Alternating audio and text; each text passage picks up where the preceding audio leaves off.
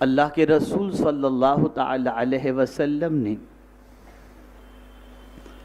صحابہ کی بھی آئیڈینٹی بنائی اور خود اپنی بھی پہچان بنائی۔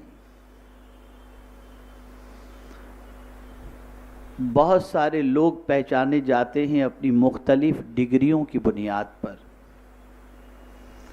کوئی ڈاکٹر کی ڈگری سے ڈاکٹر پہچانا جاتا ہے،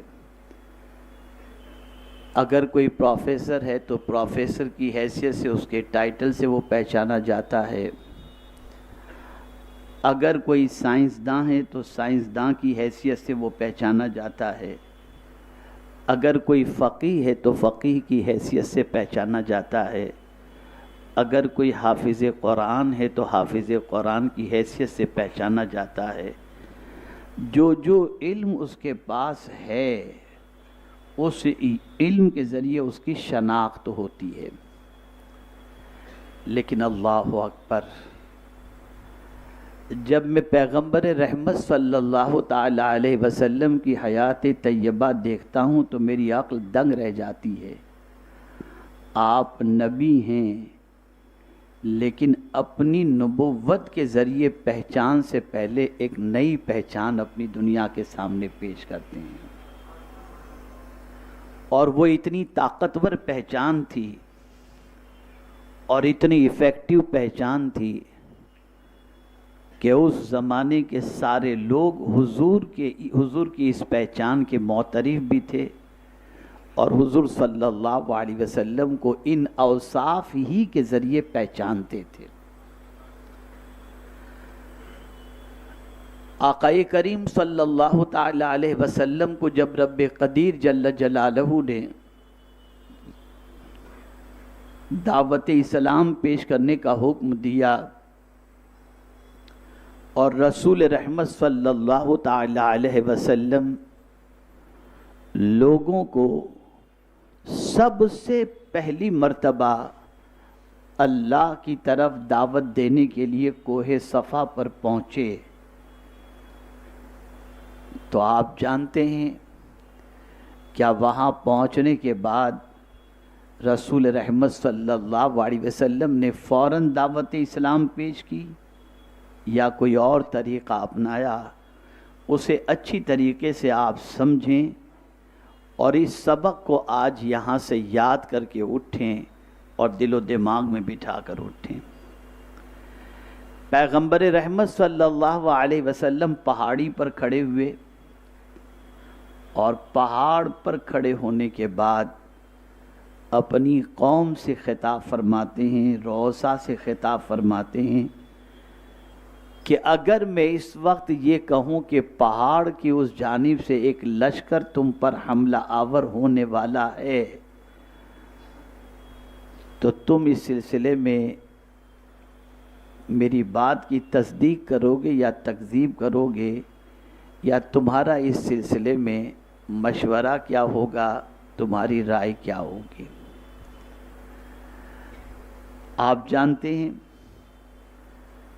پیغمبر رحمت صلی اللہ علیہ وسلم نے جب یہ بات فرمائی کہ میں کہوں کہ پہاڑ کی اس جانب سے ایک لشکر تم پر حملہ آور ہونے والا ہے، اس لیے کہ پہاڑ پر جو کھڑا ہوتا ہے وہ دونوں جانب دیکھتا ہے، دائیں جانب بھی بائیں جانب بھی، لیکن جو ایک جانب موجود ہوتے ہیں وہ اس جانب کو نہیں دیکھ پاتے، لیکن پہاڑ پر کھڑا ہوا شخص دونوں جانب دیکھ رہا ہوتا ہے۔ تو پیغمبر اعظم صلی اللہ علیہ وسلم نے جیسے ہی فرمایا کہ میں اگر کہوں کہ اس جانب سے ایک لشکر تم پر حملہ آور ہونے والا ہے تو تم اس سلسلے میں کیا کہتے ہو، تو سب نے کہا ہم آپ کی زبان سے سچ کے علاوہ کبھی کچھ سنے ہی نہیں، ہم سب اس بات کی تصدیق کرتے ہیں کہ آپ نے جو کہا وہ سچ کہا۔ ایک بندہ بھی وہاں پر ایسا نہیں تھا جو رسول اعظم صلی اللہ علیہ وسلم کے اس قول سے متعلق یہ کہے کہ یہ کیسے ہو سکتا ہے، آپ کیسے کہہ سکتے ہیں، نہیں، سب نے بیک زبان کہا آپ نے جب بھی کہا ہے سچ کہا ہے، بلکہ جملہ موجود ہے ما جربنا الا صدقا، ہم نے آج تک ما جربنا کا الا صدقا، ہم نے آپ کے بارے میں تجربہ کیا ہے کہ آپ نے ہمیشہ سچ کے علاوہ کچھ کہا ہی نہیں ہے۔ ایک مزاج پیغمبر رحمت صلی اللہ علیہ وسلم نے عطا فرمایا۔ اپنا انٹروڈکشن ڈگری کے ذریعے نہیں کروا رہے ہیں، اپنا انٹروڈکشن اور اپنی آئیڈینٹیٹی اس وقت پیغمبر رحمت صلی اللہ علیہ وسلم ایک سچے انسان کی حیثیت سے کروا رہے ہیں۔ اور اس زمانے کے اندر جتنے بھی لوگ موجود تھے حجاز کے اندر، وہ سب رسول اعظم صلی اللہ علیہ وسلم کو اسی لقب سے پہچانتے تھے، صادق الوعد الامین۔ یہ تین چیزیں مصطفیٰ پیارے کی پہچان تھی، آئیڈینٹیٹی تھی اور شناخت تھی۔ حضور نے مزاج عطا کیا، اے میرے غلاموں اپنی پہچان بناؤ، اپنی شناخت بناؤ، اپنی آئیڈینٹیٹی بناؤ، اور سب سے پہلی تمہاری آئیڈینٹیٹی ایک اچھے انسان کی حیثیت سے یہ ہونی چاہیے کہ تمہاری زبان سے سچ کے علاوہ کچھ نہ نکلے۔ تم جب وعدہ کرو تو اس کی وفا کرو، اور جب تمہارے پاس امانت رکھی جائے تو تم امین بن کر زندگی گزارو۔ اے رسول اعظم صلی اللہ تعالی علیہ وسلم کے دیوانوں، سچائی اتنی بڑی پہچان ہے کہ اللہ اکبر، جو سچا ہوتا ہے وہی اچھا ہوتا ہے۔ جس کی زندگی سے سچ نکل جائے اس سے برا انسان کوئی دوسرا نہیں ہو سکتا۔ میرے پیارے آقا صلی اللہ تعالی علیہ وسلم کے پیارے دیوانوں، اب آپ دیکھیں آقا کریم صلی اللہ علیہ وسلم کو اللہ عز و جل نے اس وقت تاج نبوت عطا فرما دیا تھا جب حضرت آدم علیہ السلام آب و گل کی منزلیں طے کر رہے تھے۔ سرکار نے خود فرمایا کنت نبی و آدم بین الروح والجسد، میں تو اس وقت بھی نبی تھا جب حضرت آدم آب و گل کی منزلیں طے کر رہے تھے، لیکن اللہ اکبر، دنیا میں مصطفیٰ جان رحمت کی پہچان کس طریقے سے ہو رہی ہے۔ اگر روئے زمین پر سب سے سچا کسی کو دیکھنا ہے تو وہ محمد عربی کی ذات ہے۔ اگر وعدے کی وفا کرنے والا کسی کو دیکھنا ہے تو وہ محمد عربی کی ذات ہے۔ اگر کسی کو امین دیکھنا ہے تو وہ محمد عربی صلی اللہ علیہ وسلم کی ذات ہے۔ یہ تین ایسی آئیڈینٹیٹی تھی میرے آقا صلی اللہ علیہ وسلم کی کہ میرے پیارے آقا صلی اللہ علیہ وسلم کے پیارے دیوانوں، جہاں جہاں مصطفیٰ جان رحمت صلی اللہ علیہ وسلم اپنی اس آئیڈینٹیٹی کے ذریعے پہنچے، دنیا نے مصطفیٰ جان رحمت صلی اللہ علیہ وسلم کا روب اپنی زندگی میں محسوس کیا، اپنے قلب پر محسوس کیا۔ اور آپ ذرا سوچو، پیغمبر رحمت صلی اللہ علیہ وسلم کا گروتھ، رسول اعظم صلی اللہ علیہ وسلم کی حیات طیبہ کس طریقے سے اٹھان بھرتی ہے۔ آپ دیکھیں، پیدائش سے پہلے والد کا سایہ اٹھ چکا تھا، اس کے بعد 6 سال کی عمر میں والدہ بھی اس دنیا سے تشریف لے گئیں۔ آقا کریم صلی اللہ علیہ وسلم کی پرورش چچا کے یہاں ہو رہی ہے، اور رسول اعظم صلی اللہ علیہ وسلم 12 سال کی عمر کے اندر پیغمبر رحمت صلی اللہ علیہ وسلم کام کاج کے لیے نکلتے ہوئے نظر آتے ہیں۔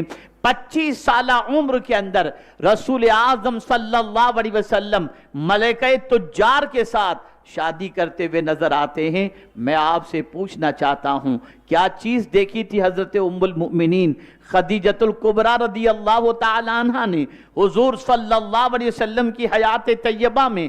اس لیے کہ ابھی سرکار نے اعلان نبوت تو نہیں فرمایا تھا نا، 25 سال کی عمر میں حضور نے اعلان نبوت نہیں فرمایا تھا، 40 سال کی عمر میں حضور نے اعلان نبوت فرمایا۔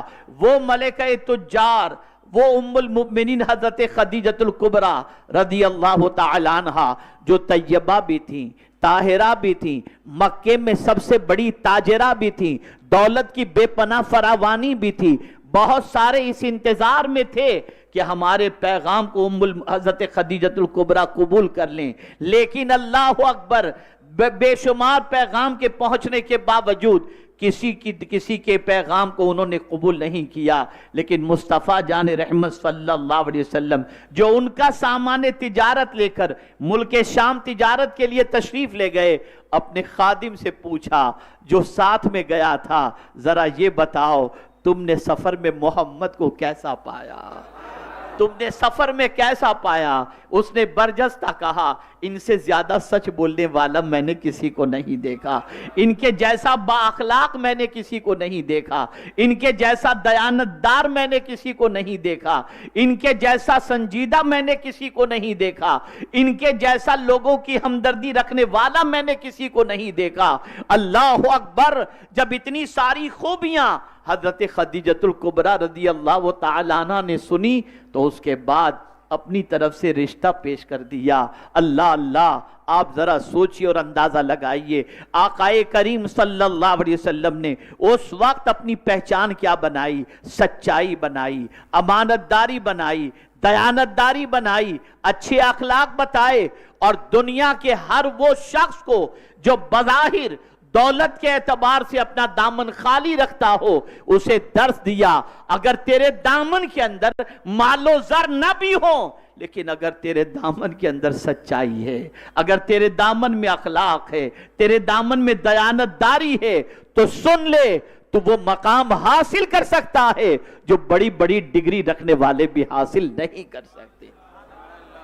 سرکار نے پہچان بنائی، اپنی پہچان صداقت بنائی، اپنی پہچان امانت بنائی، اپنی پہچان وعدے کی ایفا کرنے والی بنائی۔ آج ہم آپ سے پوچھنا چاہتے ہیں، بہت سارے تاجر یہاں پر موجود ہیں، بہت سارے لین دین کرنے والے یہاں پر موجود ہیں، گریبان میں جھانک کر دیکھو، غور کرو اور سوچو، کیا آج ہم لین دین کے معاملے میں کہیں صداقت کے علمبردار نظر آتے ہیں؟ ہمارے دامن میں سچائی کہاں ہے؟ آج ہم کل کا وعدہ کر کے نہ جانے کتنے دنوں تک لوگوں کو ہمارے دروازے پر دستک دینے پر مجبور کر دیتے ہیں۔ ہماری پہچان کیا ہے دنیا میں؟ اس میں کوئی شک نہیں کہ ایک طبقہ ہماری پہچان خراب کرنے میں لگا ہوا ہے، اور جتنا وہ خراب کہتا ہے اتنے ہم نہیں ہیں، لیکن اس میں بھی کوئی شک نہیں ہے کہ بالکل خراب نہیں ہے ایسا بھی نہیں ہے۔ آپ دنیا میں تجارت کر کے دیکھ لیجئے، کاروبار کسی مسلمان سے کر کے دیکھ لیجئے، اور پھر اس کے وعدے کو بھی دیکھ لیجئے، اور اسی کے ساتھ کسی کے پاس اپنی امانت رکھ کر اس کی دیانتداری کا احتساب بھی کر لیجئے، تو آپ کو پتہ چلے گا کہ آج اس معاملے میں مسلمان کتنا کمزور ہے۔ آج ہم قابل اعتبار نہیں رہ گئے، آج ہم پر سے دنیا کا بھروسہ اٹھتا چلا گیا۔ ارے میاں دوسروں کی بات تو چھوڑیے، اب تو مسلمان پر بھروسہ کرنے کے لیے تیار نہیں، اور بات تو چھوڑیے بھائی بھائی پر بھروسہ کرنے کے لیے تیار نہیں۔ یہ ہماری پہچان ہے، یہ ہماری آئیڈینٹی ہے، یہ ہماری شناخت ہے۔ آپ جانتے ہیں علم اپنی جگہ پر، کمالات اپنی جگہ پر، فضائل اپنی جگہ پر، نسب اپنی جگہ پر، لیکن سرکار صلی اللہ علیہ وسلم نے اپنی پہچان ان تین چیزوں کے ذریعے کروائی۔ نبی کی حیثیت سے تو مسلمان مانے گا، لیکن سچائی وہ طاقت ہے کہ غیر بھی اس کا اعتراف کرنے پر مجبور ہو جاتا ہے۔ کون تھے وہ لوگ جو رسول اعظم صلی اللہ علیہ وسلم کو شہید کرنے کے در پہ تھے؟ وہ دشمن تھے، آقا کی نبوت کا انکار کرنے والے تھے، آقائے کریم صلی اللہ تعالی علیہ وسلم کی دعوت کو ٹکرانے والے تھے، آقائے کریم صلی اللہ علیہ وسلم کے پیغام کو ریجیکٹ کرنے والے تھے، لیکن جب بات امانت رکھنے کی آتی تو برجستہ کہتے ہم ان کی دعوت تو نہیں مانتے، لیکن ہمیں کوئی نظر بھی نہیں آتا جس کے پاس اپنی امانت رکھیں، یہ کیسے بھی ہیں امانت میں خیانت کبھی نہیں کریں گے۔ یہ پہچان تھی، یہ آئیڈینٹی تھی، یہ شناخت تھی۔ ایک بڑے مفکر نے لکھا ہے، میں نے جب اس کا یہ جملہ پڑھا تو واقعی اس کی فکر کو داد دینے کو جی چاہا۔ اللہ اکبر! انہوں نے لکھا ہے کہ کیا وجہ تھی کہ میدان بدر کے اندر 1200 کی تعداد میں ہونے کے باوجود پیغمبر رحمت صلی اللہ علیہ وسلم کے مقابلے میں تر و تازہ ہو کر کے آنے والوں نے مقابلے میں شکست کھائی۔ کیا وجہ تھی؟ یہاں 313 تھے سرکار کے غلام اور وہاں 1200 کا لشکر، یہاں اسلحے کی قلت، غذا کی قلت، وہاں پر سب کچھ بے پناہ فراوانی کے ساتھ موجود۔ وہ مفکر لکھتا ہے کہ پیغمبر رحمت صلی اللہ علیہ وسلم جب مکہ مکرمہ سے ہجرت فرمانے والے تھے، اس وقت حضور کو شہید کرنے کے لیے جو سرکار کے گھر کا محاصرہ کر کے دشمن کھڑے تھے، ان سب کی امانتیں حضور کے پاس موجود تھیں۔ سرکار صلی اللہ علیہ وسلم نے جب ہجرت کا ارادہ کیا تو مولا علی کرم اللہ تعالی وجہہ الکریم سے فرمایا، علی میرے بستر پر لیٹ جاؤ، یہ فلاں کی امانت ہے اس کو دے دینا، یہ فلاں کی امانت ہے اس کو دے دینا، یہ فلاں کی امانت ہے اس کو دے دینا۔ یہ کہہ کر مولا علی کو سلا کر رسول اعظم صلی اللہ علیہ وسلم ہجرت فرما گئے۔ صبح کے وقت انہوں نے جب غلط ارادے سے حضور صلی اللہ علیہ وسلم کے دولت کدے میں داخل ہو کر کے دیکھا تو بستر پر سرکار کی بجائے مولا علی موجود ہیں۔ انہیں حیرت ہوئی کہ ہم تو دروازے کو اور گھر کو گھیرے ہوئے تھے، محمد صلی اللہ علیہ وسلم نکل کیسے گئے؟ ظاہر سی بات ہے اللہ عز و جل جس طرح چاہے اپنے بندے کی حفاظت فرمائے، لیکن پھر اسی وقت انہیں خیال آیا، ارے ہم تو محمد صلی اللہ علیہ وسلم کو شہید کرنے کے لیے پہنچے تھے اور ہماری امانتیں بھی ان کے پاس ہیں، کہیں ہماری چیزیں اور ہمارا مال لے کر تو نہیں چلے گئے۔ مولا علی نے بھانپ لیا اور برجستہ نام لے لے کر کے اعلان کیا، یہ آؤ اے فلاں آؤ، یہ لو تمہاری امانت حضور دے کر کے گئے ہیں، یہ لو تمہاری امانت حضور دے کر گئے ہیں، یہ لو تمہاری امانت حضور دے کر کے گئے ہیں۔ جب انہوں نے دیکھا کہ جان کے دشمنوں کی امانت میں جو محمد خیانت نہ کرتا ہو، اس سے اچھا انسان دنیا میں کون ہو سکتا ہے؟ مفکر لکھتے ہیں کہ جب میدان بدر میں وہ پہنچے تو حضور کو دیکھا تو دیکھتے ہی حضور کا یہ اخلاق یاد آ گیا۔ انہوں نے سوچ لیا اس اچھے انسان کا مقابلہ کرنا آسان نہیں ہے۔ اسی وقت انہوں نے شکست اپنی تسلیم کر لی۔ یہ ہے طاقت، یہ ہے مصطفیٰ جان رحمت صلی اللہ علیہ وسلم کے کردار کی طاقت۔ آج ذرا کسی کے پاس پیسے رکھ کر دیکھیے، کسی کو امانت دے کر دیکھیے، آپ کو پتا چلے گا کہ میاں کتنے امین ہیں۔ اور پھر آگے آئیے، وقت میں اتنی گنجائش نہیں کہ میں اس کو تفصیل سے سمجھا سکوں۔ پہچان، پہلی چیز سمجھ لیجئے، حضور صلی اللہ علیہ وسلم نے اپنی پہچان اعلان نبوت سے پہلے 3 چیزوں کے ذریعے کی۔ نمازی، روزے دار، حج، زکوٰۃ کوئی چیز نہیں، سچے، وعدے کی وفا کرنے والے اور امانت دار۔ اب نجدیوں نے سنہری جالیوں سے اس جملے کو اس پر اس طرح سے سنہری پینٹ کر دی ہے کہ جو سنہری جالیوں پر لکھا ہوا تھا وہ اب نظر نہیں آتا، ورنہ لکھا ہوا ہے آج بھی لا الہ الا اللہ الملک الحق المبین محمد الرسول اللہ صادق الوعد الامین۔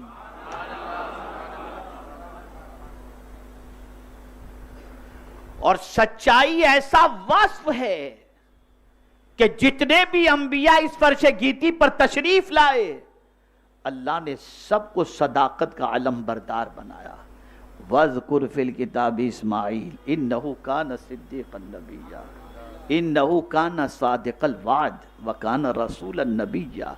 आप देख लें, मैं तो जब सादिक़ुल वाद को देखता हूँ हज़रत इस्माइल के हवाले से और फिर सादिक़ुल वादुल अमीन हुजूर को देखता हूँ तो ऐसा लगता है कि बनी इस्माइल में आने वाला हज़रत इस्माइल अलैहिस्सलाम के वस्फ को कैसा लेकर के आया था। कौन सा वादा किया था हज़रत इस्माइल ने? अपने बाप से वादा किया था हज़रत इब्राहिम से, जब उनके वालिद ने कहा था कि इन्नी अरा फिल मनाम अन्नी अज़बहुका फंजुर माज़ा तरा, मैंने देखा है मेरे बेटे कि मैं तुम्हें ज़बह करता हूँ, तुम्हारी क्या राय है? तो उन्होंने अपने वालिद से कहा था, वादा किया था, या अबती फ़अल मा तुअमर सतजिदुनी इंशाअल्लाहु मिनस साबिरीन। अब्बा जान, मेरे चूरी आपको जो हुक्म मिला है कर गुजरिए, मुझे सब्र करने वाला पाएंगे। जब ये वादा उन्होंने किया तो वालिद ने गले पे जब छुरी रखी, शोर नहीं मचाया, सब्र किया। कुरान को ये सब्र की अदा इतनी पसंद आ गई कि कहा इन्नहु काना सादिक़ल वाद व काना रसूलन नबिय्या, कि ये वो इस्माइल हैं जो सच बोलने वाले भी हैं और अपने बाप से किए हुए वादे को पूरा करने वाले भी हैं। ये है वादा।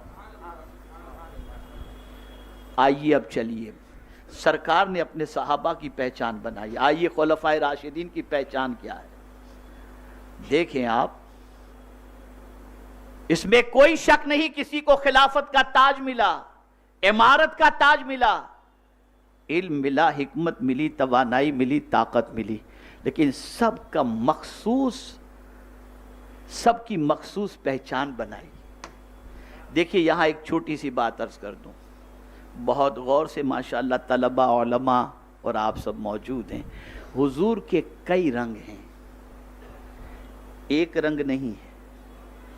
हुजूर सल्लल्लाहु अलैहि वसल्लम के कई रंग हैं। जिसको जो रंग बहुत ज्यादा भा गया वो उसी रंग में रंग गया। जिसको जो रंग ज्यादा भा गया उसमें वो रंग गया और बाकी रंग में से थोड़ा थोड़ा हिस्सा जरूर मिला, लेकिन किसी रंग का गलबा बहुत ज्यादा हो गया। सैयदना अबू बकर की पहचान किस चीज से बनी? सिद्दीक। ये सैयदना अबू बकर की पहचान बनी। जब जब दुनिया उन्हें याद करेगी तो यही कहेगी सिद्दीक अकबर। मैं पूछता हूं सैयदना अबू बकर, उनकी पहचान सिद्दीक बनी। अल्लाह अकबर, ये जुमला जिंदगी भर याद रखिएगा। सिद्दीक अकबर की शान ये है, हर खूबी के जामे हैं नबुव्वत के सिवा। जितने भी कमालात हैं अल्लाह ने उन कमालात को हजरत अबू बकर के अंदर, अबू बकर को अता फरमा दिया।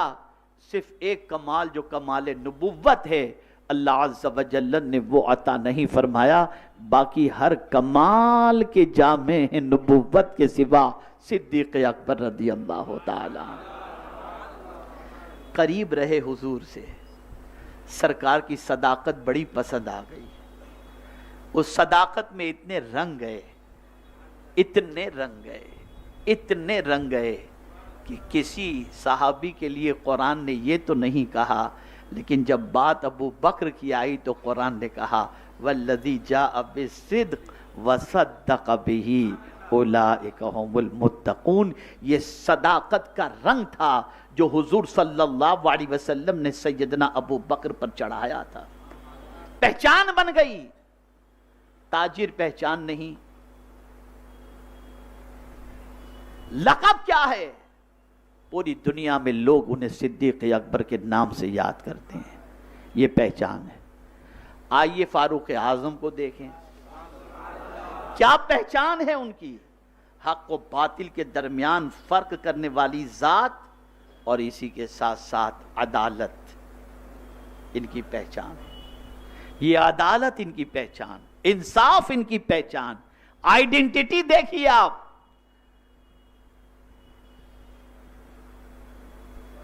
सैयदना सिद्दीक़ अकबर को आदल कहा गया, फारूक आज़म को आदल कहा गया, ये इनकी पहचान है। سرکار صلی اللہ علیہ وسلم نے ایسی خوبیاں اپنے غلاموں کے اندر اور صحابہ میں پیدا کر دی کہ ان کی جو پہچان بنی اس پہچان کا مقابلہ دنیا کی کوئی طاقت نہیں کر سکی، نہیں کر سکی۔ یہ سیدنا فاروق اعظم کی پہچان۔ آئیے حضرت عثمان غنی کی پہچان کو دیکھیں۔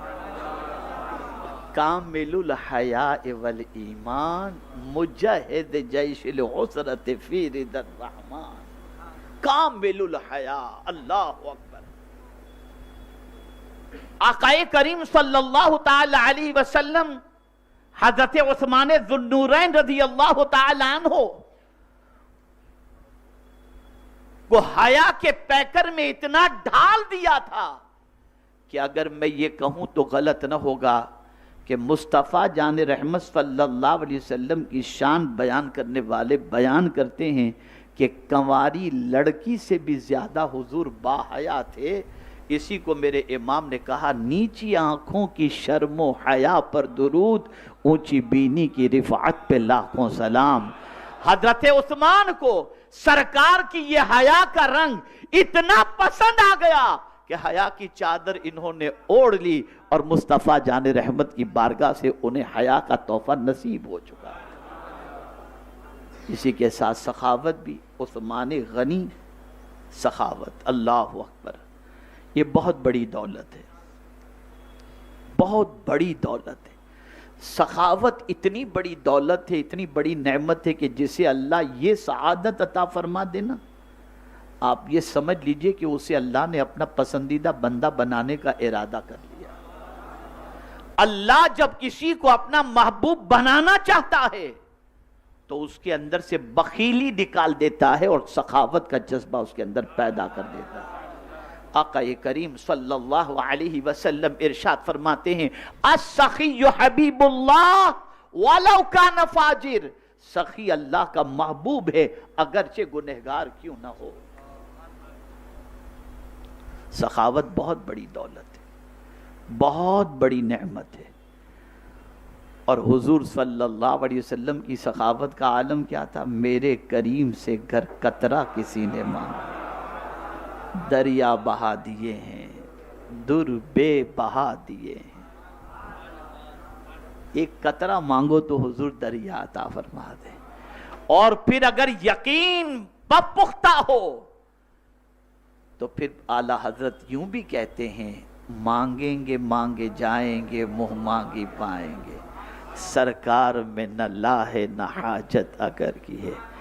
ایک شعر امام عشق و محبت کا زندگی بھر دل و دماغ کے اندر وہ لوگ محفوظ کر لیں جو غریبی کی وجہ سے، مہنگائی کی وجہ سے، پریشانی کی وجہ سے پریشان ہوتے ہیں اور کہتے ہیں آگے کیا ہوگا، مت گھبراؤ، تعلق اپنے نبی سے اسٹرانگ کر لو، حضور سے اپنا تعلق مضبوط کر لو، اس لیے کہ کریم ایسا ملا کہ جس کے کھلے ہیں ہاتھ بھرے خزانے، بتاؤ اے مفلسوں کہ پھر کیوں تمہارا دل اضطراب میں ہے۔ ہمیں تو ایسے حضور ملے ہیں جو اپنے لیے کچھ رکھتے ہی نہیں، سب کچھ لٹا دیتے ہیں، اور پھر تھوڑا نہیں، بھرے ہیں خزانے ہیں حضور کے پاس، خزانہ کبھی ختم ہونے والا ہے ہی نہیں، اتنا حضور کے پاس ہے۔ اے بے قرار لوگوں، اے مفلسوں، کیوں گھبرا رہے ہو؟ تمہیں تو ایسا رسول ملا جس کے ہاتھ بھی کھلے ہیں اور جس کے پاس خزانے بھی موجود ہیں۔ لیکن ہاں، تعلق ہونا چاہیے، کنیکشن اسٹرانگ ہونا چاہیے۔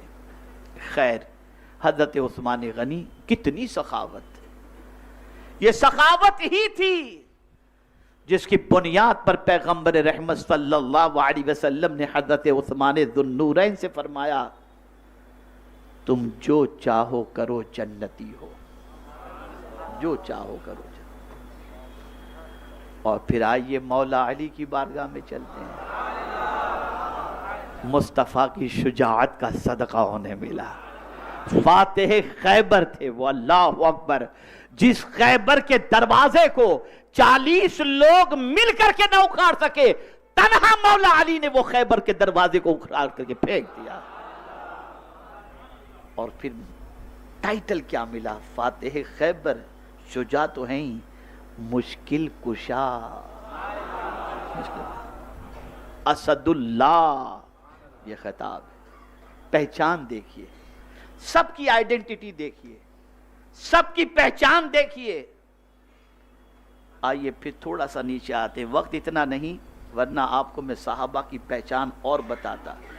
یہ حضرت ابو عبیدہ ابن جراح رضی اللہ تعالی، کیا پہچان ہے؟ ہیں عشرہ مبشرہ میں سے، لیکن پہچان کیا ہے؟ امین الامت، سرکار کی امت کے امین حضرت ابو عبیدہ ابن جراح۔ حضرت معاذ بن جبل، پہچان کیا ہے؟ عالم، سب سے زیادہ علم رکھنے والے، کس چیز کا؟ حلال و حرام کا، یہ پہچان۔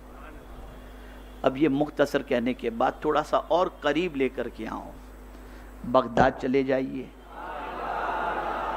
شیخ عبد القادر جیلانی کی پہچان کیا ہے؟ غوث اعظم۔ اجمیر معلیٰ چلے آئیے، خواجہ صاحب کی پہچان کیا ہے؟ غریب نواز۔ آپ ذرا دیکھیں، کیا یہ سب عبادت گزار نہیں تھے؟ کیا یہ سب قرآن کے قاری نہیں تھے؟ کیا یہ سب تہجد گزار نہیں تھے؟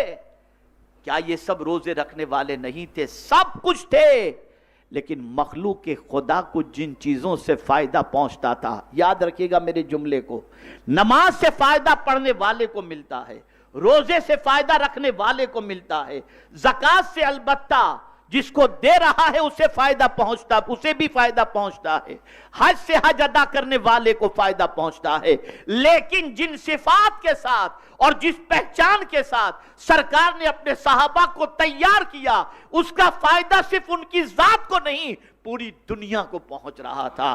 حضور نے اسی لیے یہ پہچان بنانے کی طرف توجہ دلائی۔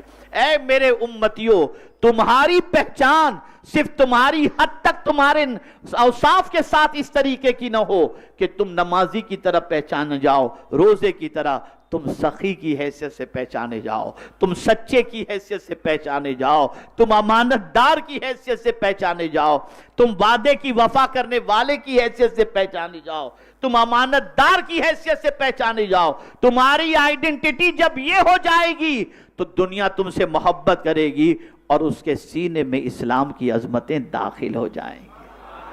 آج اگر دنیا اسلام کے خلاف کھڑی ہو چکی ہے تو اس کی ایک وجہ سب سے بڑی یہ ہے کہ مسلمانوں کی زندگی سے اسلام کا حسن چھلکتا نظر نہیں آتا۔ جملہ یاد رکھیے، بڑے افسوس کے ساتھ مجھے کہنا پڑتا ہے کہ بہت سارے مسلمانوں کے غلط طریقے کو، غلط عادتوں کو، غلط روش کو اور غلط کاموں کو دنیا یہ باور کرانا چاہتی ہے کہ یہ اسلام کی تعلیم ہے۔ تو میں کہتا ہوں، آج جن مسلمانوں کی زندگی کے اندر، جن کے اندر خرابیاں موجود ہیں، ان کی خرابیوں کو دیکھ کر تم اسلام نہ سمجھو۔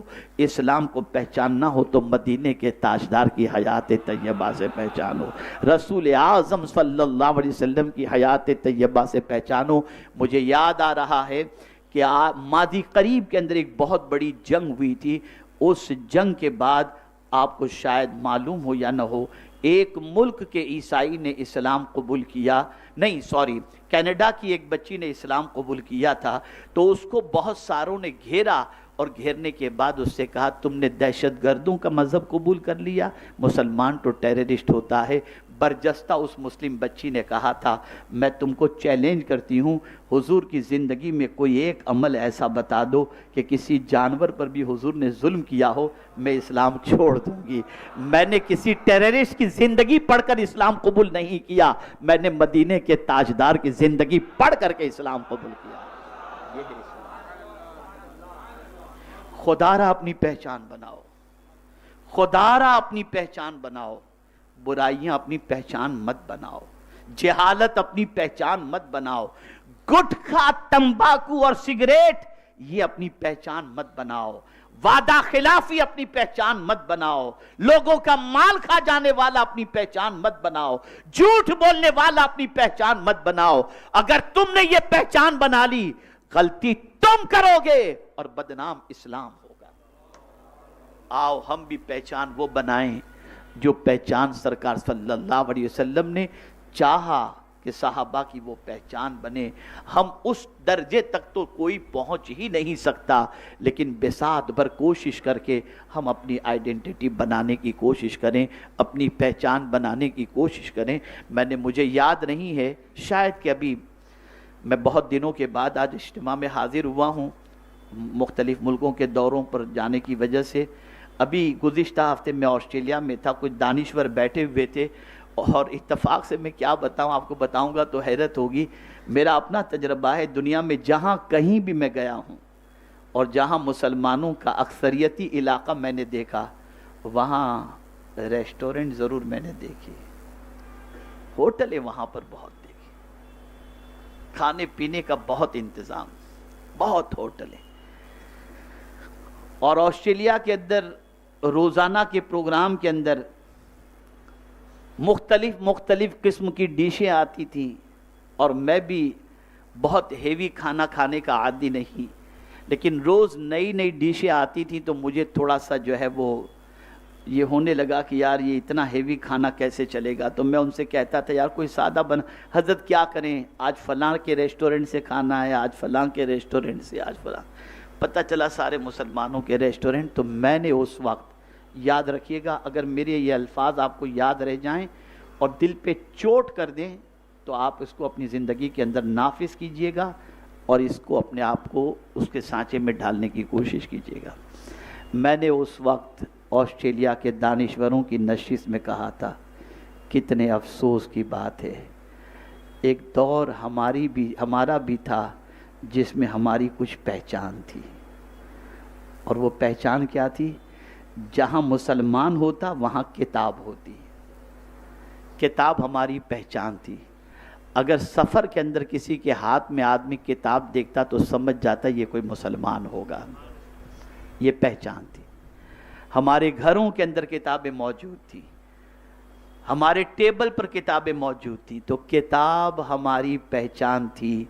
افسوس کے ساتھ کہنا پڑتا ہے ہمارا کتاب سے سفر شروع ہوا اور کباب پر آ کر کے ختم ہو گیا. اب ہماری پہچان کتاب نہیں، کباب بن گیا. یہ ہماری پہچان. 10 قسم کے کباب کھانے ہو، مسلم محلے میں چلے جاؤ. کتنے افسوس کی بات ہے، یہ مسکرانے کی بات نہیں. آج ذرا سوچو دنیا میں کیوں ہمیں کوئی عزت کی نظر سے نہیں دیکھ رہا؟ کیا وجہ ہے اس کی؟ ہم نے اپنی پہچان گنوا دی، ہم نے اپنی شناخت گنوا دی، ہم نے اپنی آئیڈینٹی گنوا دی. اس ہفتہ واری اجتماع میں میں آپ تمامی حضرات کو یہ پیغام دینا چاہتا ہوں، آؤ اپنی پہچان بنائیں، اپنی پہچان سچائی بنائیں، اپنی پہچان وعدے کی وفا بنائیں، اپنی پہچان امانت داری بنائیں، اپنی پہچان علم بنائیں، اپنی پہچان کتاب بنائیں. اس میں کوئی شک نہیں، نماز روزہ حج و زکوٰۃ کی پابندی تو کرنی ہے، لیکن اس کے ساتھ ساتھ یہ اضافی وصف جب تک کہ ہمارے اندر پیدا نہیں ہوگا ہم دنیا کو اسلام کا حسین چہرہ نہیں دکھا سکتے. تو آج اس عنوان کے انتخاب کی سب سے بڑی وجہ یہ ہے کہ آپ میں بہت سارے حساس طبیعت کے لوگ ہفتہ واری اجتماع میں تشریف لاتے ہیں، جن کے دلوں پر گفتگو کا اثر ہوتا ہے اور جو اپنی زندگی بدلنے کے لیے تیار ہو جاتے ہیں. تو میں آپ تمامی حضرات سے گزارش کرتا ہوں، نفس سے جنگ کرو، نفس سے مقابلہ کرو، شیطان سے مقابلہ کرو، اور اپنے آپ کی پہچان ایک بہترین انسان کی حیثیت سے آپ کرانے کی کوشش کریں. خبردار خبردار خبردار، کوئی ایسی عادت آپ کی زندگی سے ظاہر نہ ہو جسے دیکھنے کے بعد انسان کے دل میں آپ کے لیے نفرت پیدا ہو. اللہ کے رسول صلی اللہ علیہ وسلم کی تعلیمات اور آپ کے پیغامات کا اثر صدیوں کے گزر جانے کے باوجود بھی آج انسان کو اگر اپیل کر رہے ہیں تو اس کی وجہ سب سے بڑی یہ تھی، وہ قول کے دھنی نہیں تھے. وہ جتنا کہتے تھے اس سے پہلے اپنی زندگی سے اسے ظاہر کر کے بتاتے تھے. ہمیں اپنے آپ کو چینج کرنا ہے، بدلنا ہے، اور ہماری تحریک کا مقصد، اجتماع کا مقصد یہی ہے، آؤ اور زندگی بدلو، اپنی پہچان بناؤ، اپنی شناخت بناؤ. کاش کے محلے کے اندر، معاشرے کے اندر، کاروباری لوگوں کے اندر ہماری پہچان یہ بن جائے کہ یہ بندہ اتنا سچا ہے کہ ایک پیسہ بھی کبھی ہمارا کھا نہیں سکتا۔ اگر یہ ہم نے اپنی پہچان بنا لی تو مبارک ہو، مصطفیٰ جان رحمت کی رحمت کا کچھ حصہ ہمیں بھی نصیب ہو گیا۔ اللہ تعالیٰ رحمت عالم صلی اللہ علیہ وسلم کے صدق و طفیل مجھے، آپ کو، سب کو پیغمبر رحمت صلی اللہ علیہ وسلم کا صحیح معنوں میں غلام بنا دے، اور رسول اعظم کے نقش قدم پر چل کر دونوں جہاں میں سرخروئی حاصل کرنے کی توفیق نصیب فرمائے۔